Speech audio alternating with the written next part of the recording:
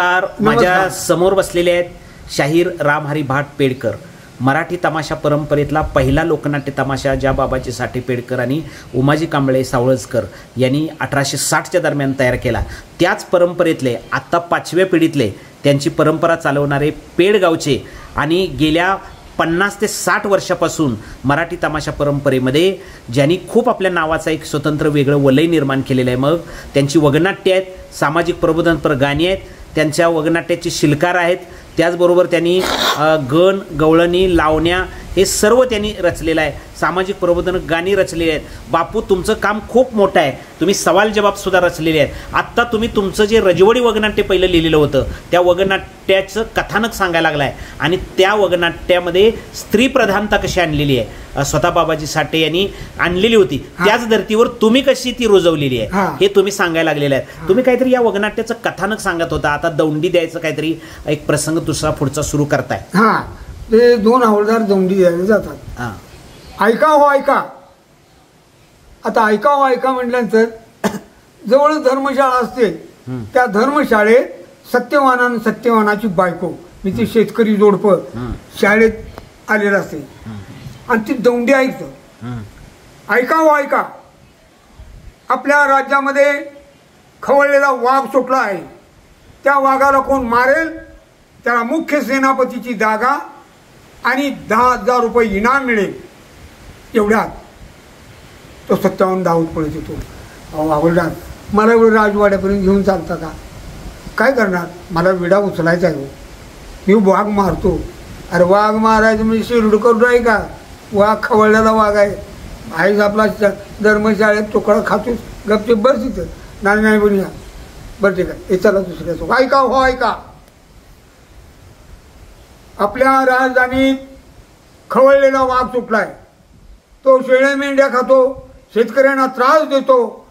त्या वाघाला जो कोणी मारेल त्याला मुख्य सेनापतीची जागा, महाराजांच्या उजव्या बाजूला बसण्याचा मान आणि 10,000 रुपये मिळेल. हो डुम डुम डुम डुम झालं.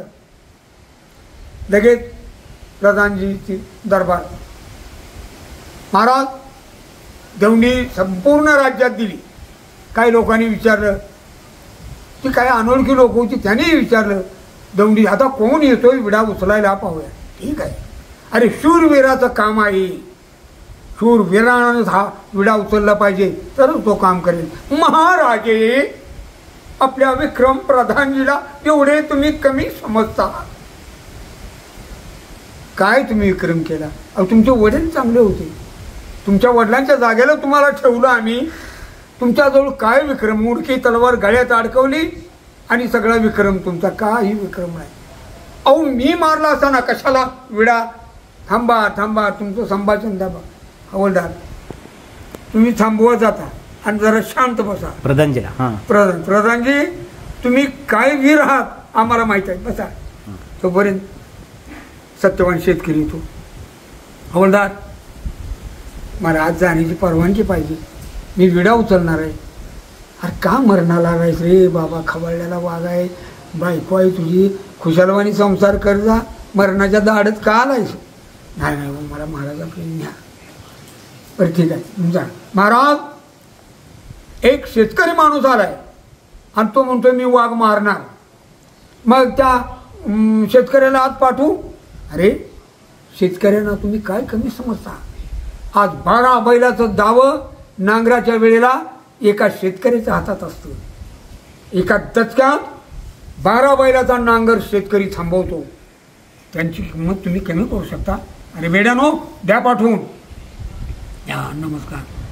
और प्रधान, अहो शेतकरी रानात अंगूर हाकायचं सोडून कशाला विडा उचल? हे काय जेवल्यावर पान खायचा विडा नव्हं, वाघ मारायचा आहे. महाराज म्हणतात, अहो प्रधानजी त्याला बोलले तुम्ही का बोलताय?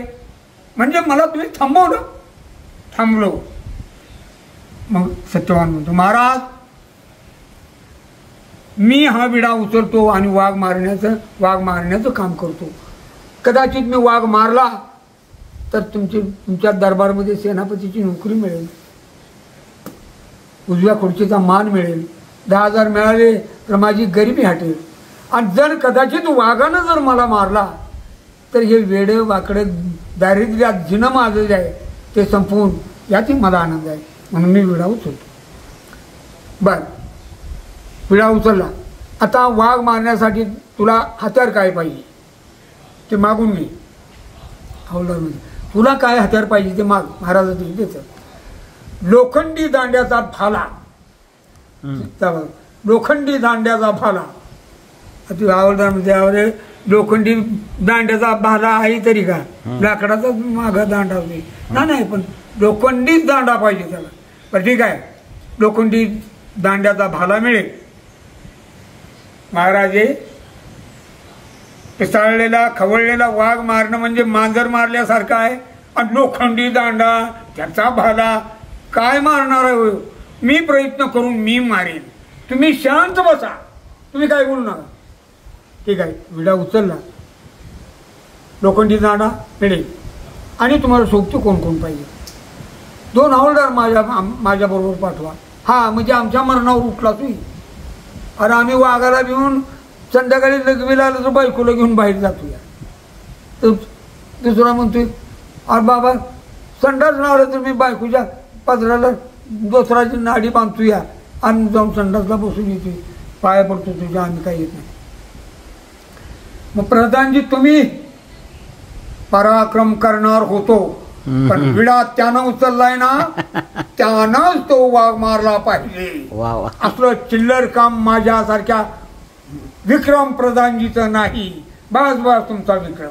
म्हणजे फुशारकी मारणारा नुसता प्रधानजी दाखवलाय हा, आणि खरा पराक्रमी तो आता शेतकरी तुम्ही दाखवला. शेतकरी हे तुमचं लेखणीतलं कौशल्य आहे बापू. हा, पुढं पुढं ठीक आहे.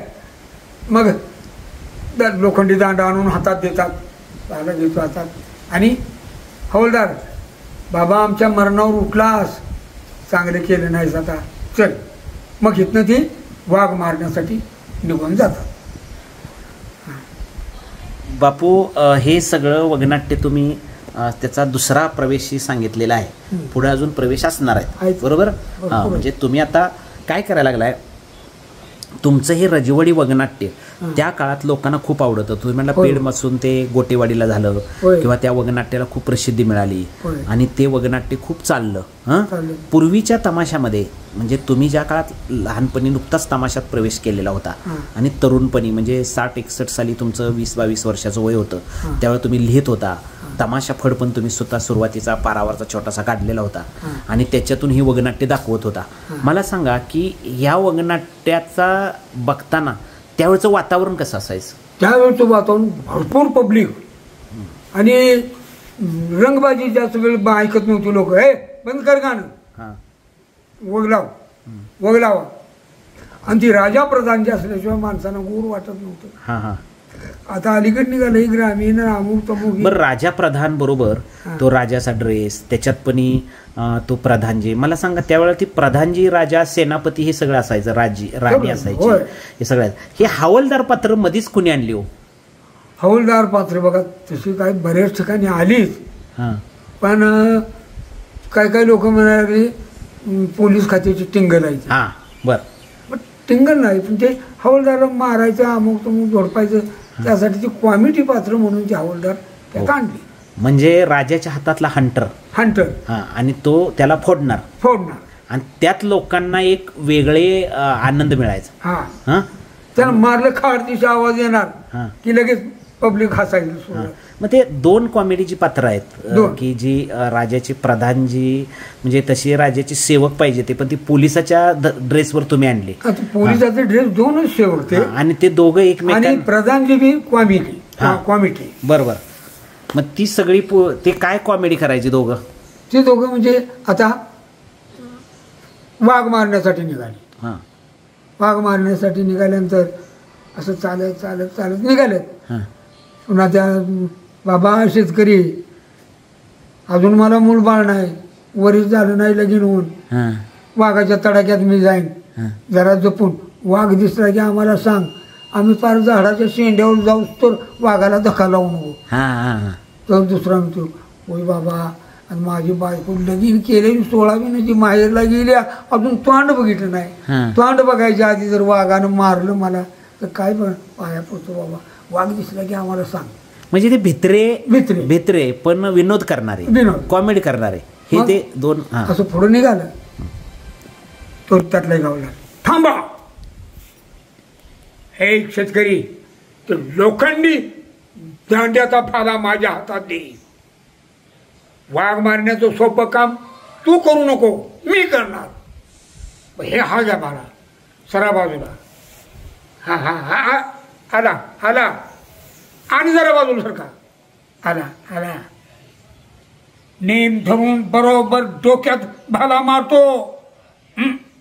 अरे अरे, काय करे, डोक्यात भाला मारणार इतक्यात गेला की खाली बिळात शिरला. राव काय बिळात शिरला?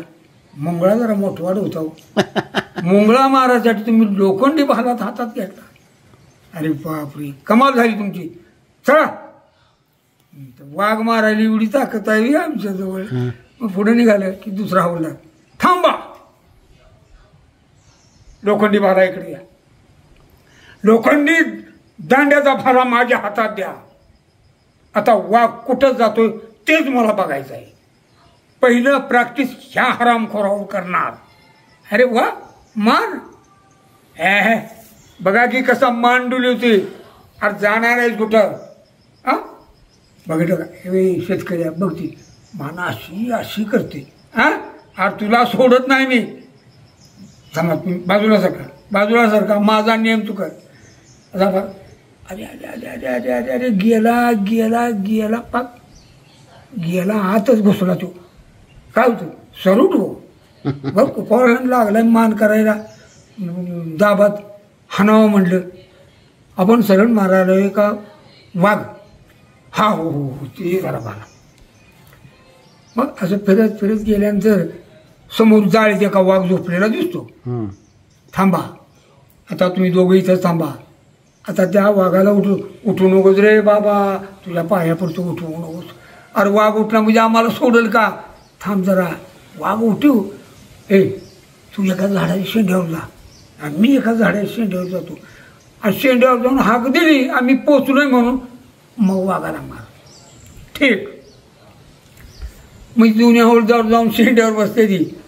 मग तो उचलतो वाघाला, उठवतो. जसा वाघ अंगावर येतो त्यावेळेला छातीत त्याला भाला तो मारतो. मारल्यावर वाघ पडतो खाली. वाघ पडल्यानंतर त्या भाल्याच्या पात्यानंच त्याचं दोन्ही कान कापतो आणि पाठीमागून शिफ्टी कापतो. ती एका रुमालात बांधून निघून, चला वाघ घेऊन या. मग पुढे जातो निघून. हे का वाघ मारून निघून गेलाय, खाली उतरते ते. हा, झाडावरून खाली उतरल्यावर वाघ मारून निघून गेलाय.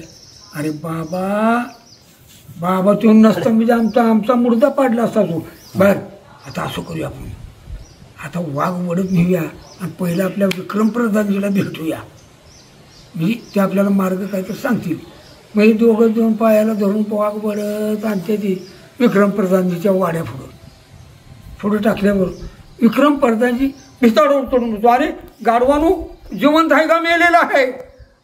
वाघ मेलेला आहे ना. अहो प्रधानजी, वाघ मारून पुढं टाकलाय, जिवंत खाली उतरा, पडतीला उतरा खाली. अरे बाप रे, अरे मला जित्ता वाघ दिसला ना हा. ठीक, कुणी मारला रे? तर त्या माणसानंच मारला. आम्ही ओढत आणलाय. आता आपण काय ते पराक्रम गाजवायचा महाराजांच्या समोर. आता फक्त एक करा तुम्ही दोघांनी. तुला पगार किती रे? मला 60 रुपये. तुला 100 रुपये पगार केला. तुला किती आहे? मला बी 60च आहे. तुलाही 100 रुपये पगार केला. तुमचा पगार वाढवतो. फक्त एक बोलायचं. काय रे हौलदार, वाघ कोणी मारला? विक्रम प्रधानजीनं. काय रे हौलदार, वाघ कोणी मारला? त्या शेतकऱ्यानं. अरे अरे अरे विक्रम, माझं नाव घ्यायचं. मुख्य सेनापतीची जागा आणि ते बक्षीस मला सोडायचं नाही, फक्त तिथं बोलायचं. बरं ठीक आहे, चला. आता ही वाघ मारून वड्यात घेऊन मागं आले. बर, म्हणजे हा एक तिसरा प्रसंग तुम्ही सांगितला, तिसरा चौथा प्रसंग झाला. म्हणजे मराठी लोकनाट्य तमाशा परंपरेमध्ये जी काही रजवडी वगनाट्य आली, त्या रजवडी वगनाट्यामध्ये स्टेजवरच फिरून परत पात्र 5-10 मिनिटाचे संवाद साधतात आणि एक तुकडे तुकडे असे प्रवेश दाखवले जातात. ते लोकांना खूप आवडतात त्यावेळेला. आणि त्यावेळेची ग्रामीण भागातली जी माणसं दुपारच्या वेळेला हा वगनाट्य जर बघायला लागली तर खूप आनंद व्हायचा त्यांना. आणि त्यावेळेला पडदा कुठला हो माग, पेटी ढोलकीवाला आणि ती ड्रेसची पेटी मध्ये असायची कडेला एवढी हीच की मागला पडदा नाही काय नाही, तिथंच उभं राहायचं. राजा आला तिथंच उभं राहायचं, प्रधान आला तिथं, सगळं वरच्या वरच सगळं.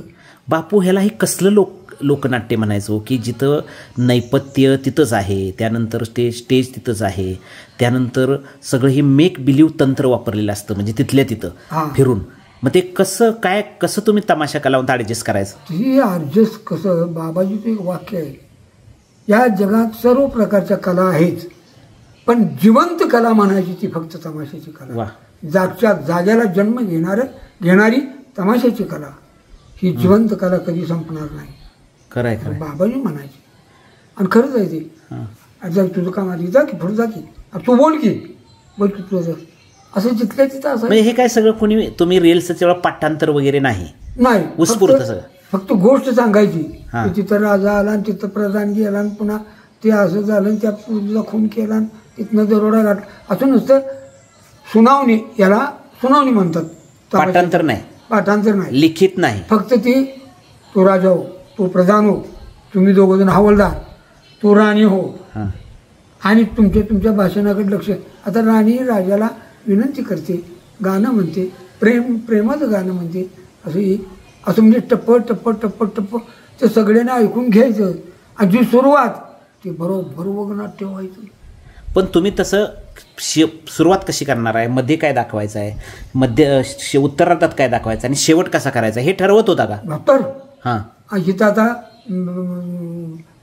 सेनापती होणार, त्याचा शेवट बरोबर सगळं कळणार माणसाचं. वगनाट्याची सुरुवात आणि शेवट हा, सुरुवात जशी खंबीरपणा नव्हती चांगली, तसा शेवट सुद्धा चांगलाच व्हावा लागतो, परिणामकारक व्हावा लागतो. असं व्हावं लागतं या तमाशाला. खूप सुंदर मराठी तमाशा परंपरेमध्ये ज्यांनी आपलं स्वतःचं आयुष्य घालवलं असे शाहीर रामहरी भाट पेडकर यांनी जे लिहिलेलं रजवडी वगनाट्य आणि त्याचं कथानक आणि त्या वगनाट्याला अनुसरून बापूंच्या बरोबर आपण संवाद साधतोय. खूप सुंदर बापू या ठिकाणी इथं सांगायला लागले आहेत, कारण तमाशा परंपरेमध्ये आपल्या स्वतःच्या नावाचा एक वेगळा दबदबा त्यांनी गेल्या 40-50 वर्षामध्ये निर्माण केलेला आहे. असे शाहीर रामहरी भाट पेडकर बापू या वगनाट्याचा आणखी तिसरा भाग आणि एकूणच मराठी तमाशा परंपरेमध्ये रजवडी वगनाट्य कशी चालली आणि 1970च्या अगोदर त्याचं काय अस्तित्व होतं हे आपण नंतर बघूया. धन्यवाद.